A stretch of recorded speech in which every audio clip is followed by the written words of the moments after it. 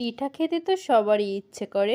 আজ প্রথমবার একটু ভিন্নভাবেই পাটিসাপটা পিঠা তৈরি করলাম। সুজি, চিনি, দুধ, নারকেল দিয়ে সুজির পুর তৈরি করে নিলাম। যে নিয়ে একটা থালাতে ঢেলে দিলাম। তারপর পাটিসাপটার ডোটা তৈরি করে নেওয়ার জন্য গুড়, গুঁড়া দুধ, চাউলের গুঁড়া, অল্প একটু ময়দা নিয়ে এই যে ডো তৈরি করে নিলাম। তারপর এই যে পিঠার ডোটা ফ্রাই প্যানে দিয়ে এভাবে ঘুরিয়ে নিলাম। এই পিঠাটা কিন্তু আমি অত সুন্দর তৈরি করতে পারি না, তবুও চেষ্টা করলাম। আমি সবসময় সন্দেশ বা মিষ্টি দিয়েই তৈরি করি। আজ প্রথমবার সুজি নারকেলের পুর তৈরি করলাম। তো দেখলাম এভাবেই যেন বেশি সুস্বাদু হয় পাটিসাপটা পিঠা।